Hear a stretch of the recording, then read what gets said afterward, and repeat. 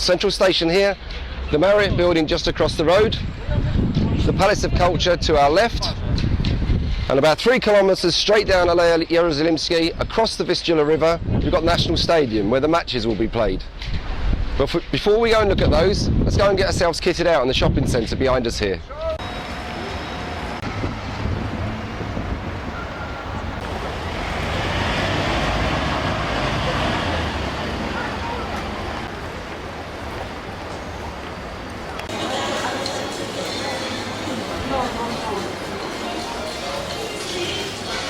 So here we are, what do we need? I'll take a cap. And white or red? Let's take a home shirt. I'll kit it out, come on.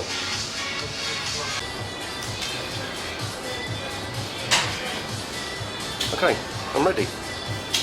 This is the Palace of Culture. This is the building that you can see from all over Warsaw. Legend has it you can see it from 30 kilometres away. This is famously Stalin's present to the Polish people. Built in the 50s, it contains over 3,000 rooms.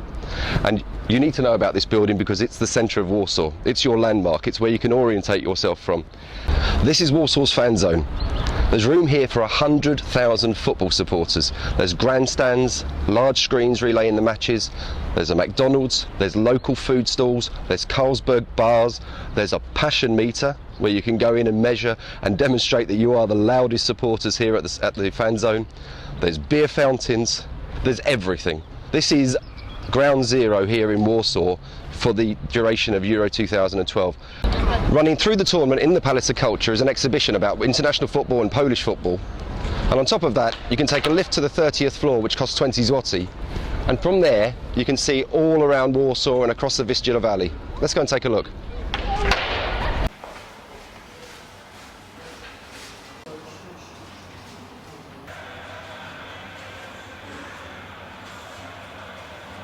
It's worth remembering that Poland has a rich football heritage. Probably the greatest team in Polish history was during the 70s and the early 80s. Famously, the 70s team were known as Gorski's Eagles. This team is immortalised in Poland. They're honoured, and Poland dreams of the day it can have another team as good as this one.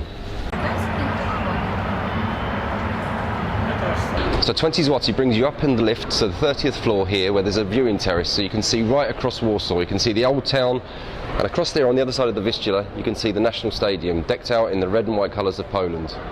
Let's go and take a trip over there now.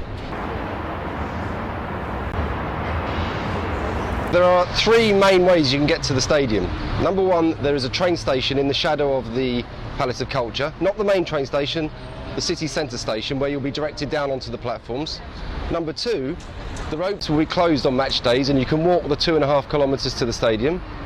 Or 3, and this is the option we're taking, it's the city tram, which goes straight down and will get you there in about 5 minutes.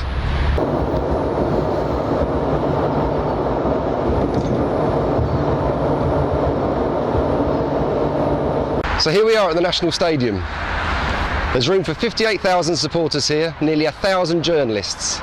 It's been built specifically for Euro 2012 on the site of what used to be the 10th anniversary stadium. Now that was built in the 50s. The only thing remaining from those days is the relay statue that you can see over there. In 1968, a Pole called Richard Siwiec burnt himself alive to protest at the Soviet-led invasion of Czechoslovakia. Now that's probably one of the saddest moments in modern Polish history, and this stadium represents a whole new start for this place and a whole new start for Warsaw and the country. This is a real landmark moment in Poland's history. If you're not lucky enough to have one of the tickets to come and see a game here, we recommend you go and watch it in the fan zone, back there in the centre of Warsaw. But quite frankly, you'll be finding the game everywhere. Every bar, garden, restaurant, cafe, they're going to have screens up, and this country is going to go football mad for 30 days. Polska!